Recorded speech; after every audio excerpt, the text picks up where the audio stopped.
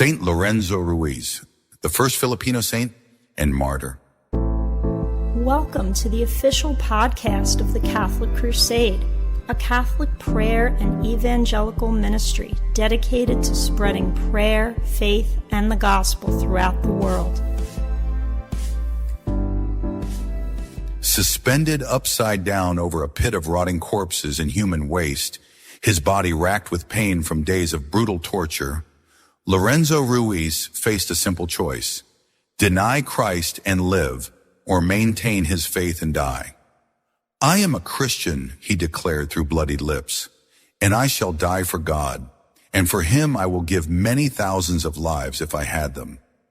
With those words, this ordinary Filipino father became the first saint of his nation and one of history's most powerful witnesses to unshakable faith. Lorenzo Ruiz was born around 1594 in Binondo, Manila, during the early years of Spanish colonization in the Philippines. His mixed heritage reflected the cultural diversity of his time. His father was Chinese, likely a trader who had settled in the Philippines, while his mother was a native Filipino woman. This multicultural background would later influence his ability to serve as a bridge between different communities. Growing up in the shadow of the Dominican church in Binondo, Lorenzo received his education from the Dominican friars. He learned to read and write in both Spanish and Tagalog, skills that were relatively rare among the native population at the time. More importantly, he was raised in the Catholic faith, which became the cornerstone of his identity. As a young man, Lorenzo married a Filipino woman named Rosario, and together they were blessed with 3 children, 2 sons and a daughter. He worked as a calligrapher and notary for the Dominican convent, using his literacy skills to serve the church and his community. By all accounts, he was a devoted husband, loving father, and active member of the confraternity of the Most Holy Rosary. In 1636, Lorenzo's peaceful life shattered when he was falsely accused of murder involving a Spanish official. Facing almost certain execution under colonial justice, he accepted an invitation from Dominican missionaries to join their mission to Japan, seeing it as both escape and service to God. Lorenzo departed Manila in June 1636 with 3 Dominican priests and a Japanese priest. What he may not have fully grasped was that Japan had become the world's most dangerous place for Christians, as the Tokugawa shogunate waged a systematic campaign to eradicate Christianity entirely. Within months, Lorenzo and his companions were betrayed and captured, then taken to Nagasaki for interrogation. Authorities offered the standard choice: renounce Christianity or die. For Lorenzo, who had left behind a wife and children, this decision carried profound weight. Yet his response was unwavering. He would not abandon his Catholic faith.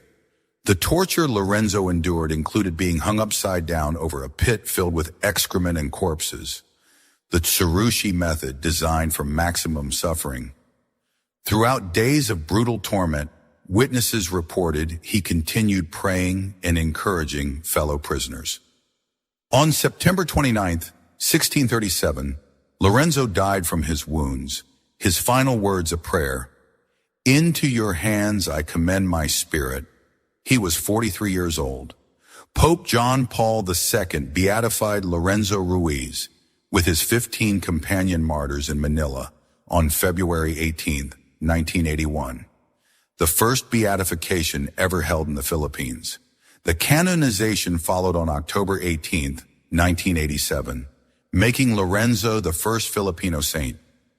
Lorenzo's story demonstrates that sanctity flourishes in ordinary lay people living their faith authentically. His willingness to leave family when falsely accused shows how God brings good from difficult circumstances. His steadfast faith under extreme torture exemplifies the total commitment Christ calls from his followers. His multicultural background, Chinese, Filipino, and Spanish, makes him particularly relevant for our globalized world, serving as patron for immigrants, mixed families, and all navigating between cultures while maintaining Catholic identity. Saint Lorenzo Ruiz is patron saint of the Philippines, Filipino immigrants, and those facing false accusations.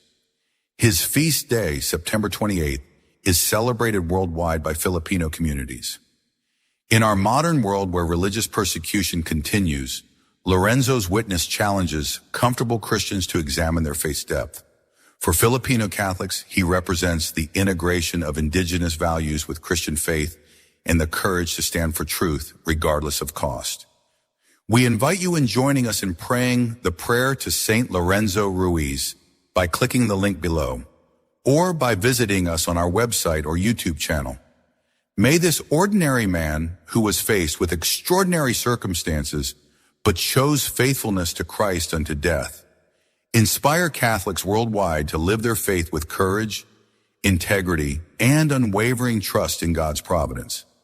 Saint Lorenzo Ruiz, pray for us.